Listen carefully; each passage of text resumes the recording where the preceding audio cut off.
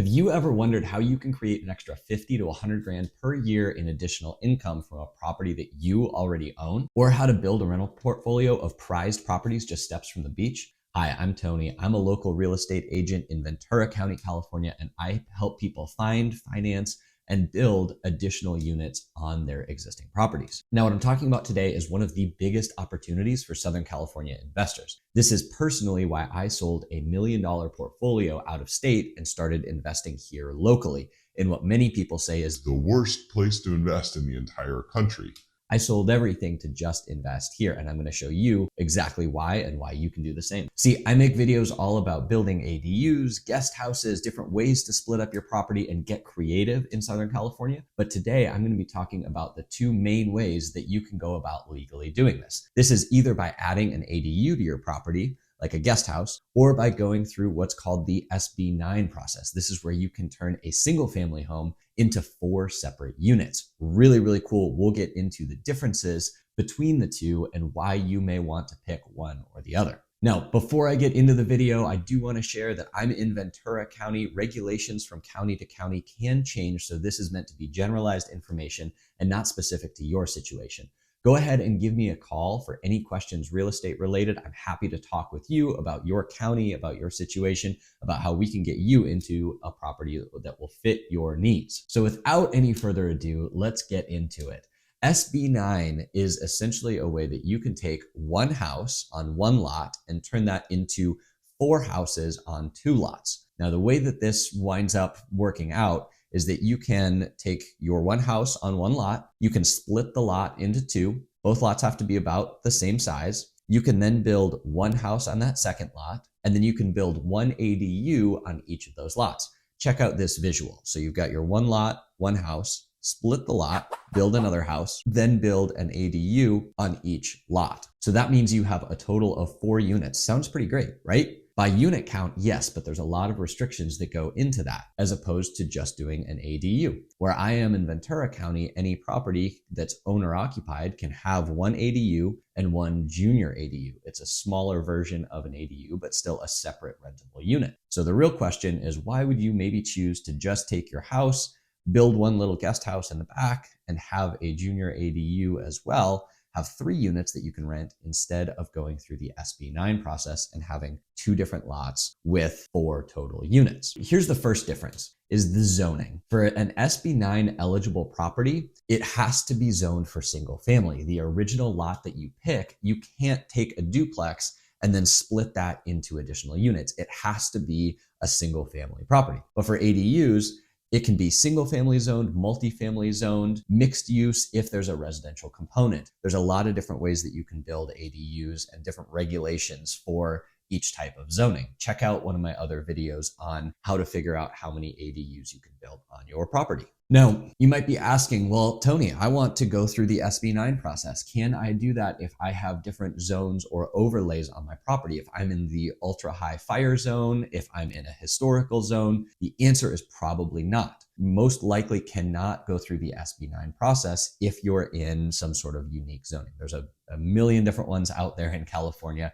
We can have a conversation about whether or not you can, but high fire zones are very difficult, and historical zoning is not likely because you'll be changing the overall landscape of your property. Now, on the flip side, if you want to build an ADU, you likely can in those zones. We need to check your county and your city regulations, but it's a lot easier to push an ADU permit through because essentially what the government has said at the state level is cities cannot make it more difficult to build an ADU than the state says it can be.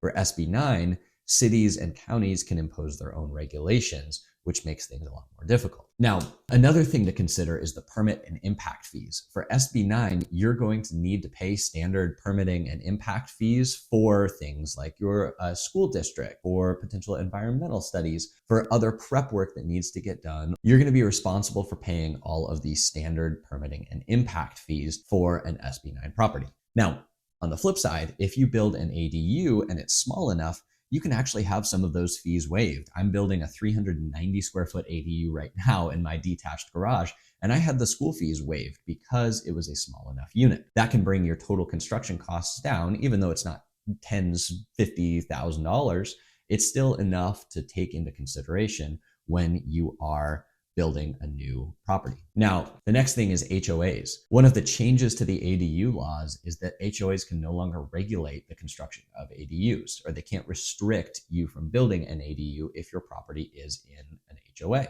To go through the SB9 process, an HOA can say, nope, we're not going to allow you to split your lot. So if you're in a really upscale development and it's large lot parcels and all of the neighbors are a part of an HOA and you want to split your house into 2 lots and go through the SB9 process, they can say, no, you're not allowed to do that. And then the other thing is the occupancy. This is the biggest difference for me when I look at going through the SB9 process versus the ADU process. Currently, there are no restrictions for building an ADU on occupancy. So you can either live in the property or you can choose to not live in the property. If you build what's called a junior ADU or a JADU, you are restricted to, you need to live somewhere on the property. This is in Ventura County. Those regulations change frequently and change county to county, but there are no occupancy restrictions for building an ADU, which is great if you're an investor looking to build additional units. But if you go through the SB9 process, there are occupancy restrictions. You need to live on the property in some capacity. So one of the 2 lots, one of the 4 units you need to live in for a certain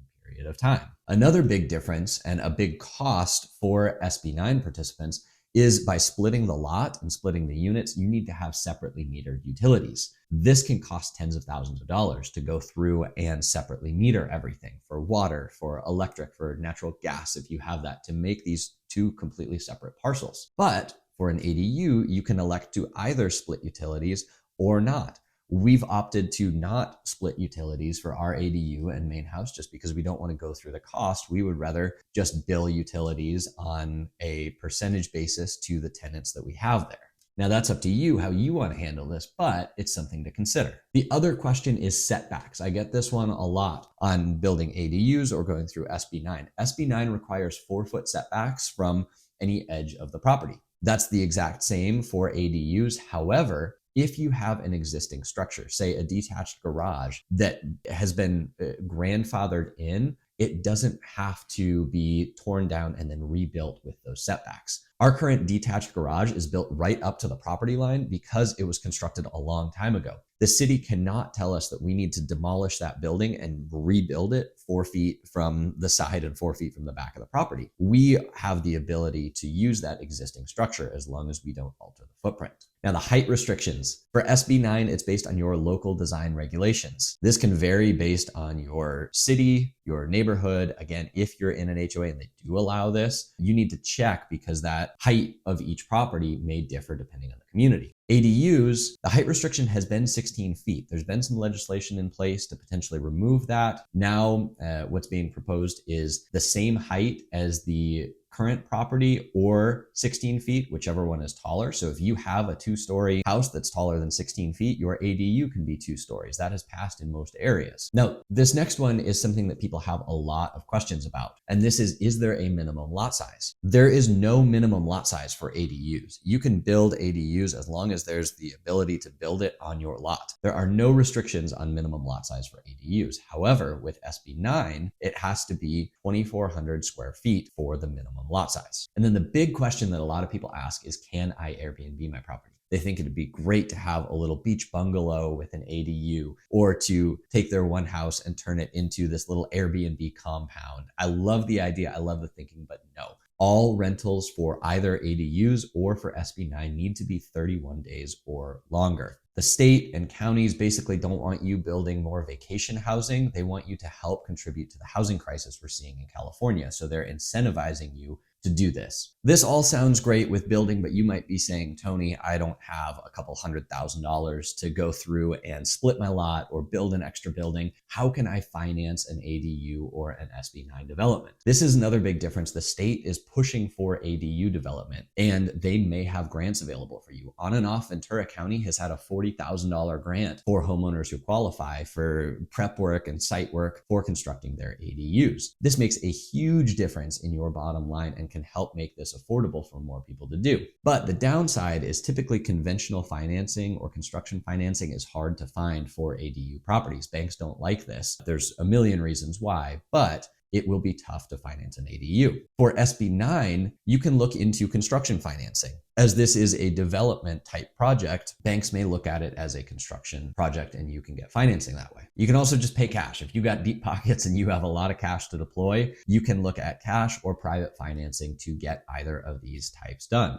Then you think about it, and once you've built either of these properties, you need to be able to see what you might be able to sell them for or what your exit strategies are. This is becoming easier for ADUs than it has been in the past because there are more ADUs that are showing up. There's more comparables, there's more houses that have ADUs that are getting sold, but it's still relatively new. So it can be difficult, especially if you're trying to build multiple ADUs on a property. You need to keep in mind that it may be more difficult to get an appraised value where you would like it if there's not enough comps in your area. The other thing is currently, as of December of 2023, Fannie Mae and Freddie Mac will only finance properties that have one ADU. If a property has more than one ADU, they won't touch it. So you'll need to have alternative or non-QM funding for whoever winds up buying your property. Now for SB9, it's easier because you're taking one property and turning it into two. And you're basically saying, I'm going to build a new house on this second lot or a new house and an ADU. It's an easier process to find comparables and to sell off that property. And lastly, this is a really exciting development in the ADU world. The state has just said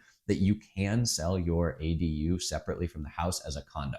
Now the state has said that. Local ordinances can go ahead and adopt that in however they would like. I haven't seen that happen much, again, as of December 2023. San Diego's considering it. The Bay Area is considering it. But as of right now, all of the ADU sales that I've seen have been all or nothing. You sell the house and the ADU as one unit. Again, could change in the future, is probably possibly changing. But SB9, you have two units that you can sell. Again, you split the lot. So you can sell off half of the overall property, or you can sell off the whole thing as two separate units. You have more options in selling. So with all those things in consideration, it's really up to you, depending on how you plan on financing the project, what kind of returns you want to see, what your timeline is, and what your local regulations will allow, whether you should go with an ADU development or an SB9. If you want to talk more about your specific situation, go ahead and reach out to me. I work in Ventura County, LA County, Santa Barbara County, and some of the surrounding counties to help you navigate this ever-changing world of California real estate development.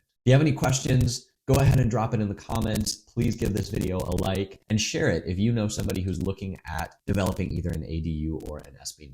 I'm looking forward to talking with you and wish you best of luck in all of your real estate ventures.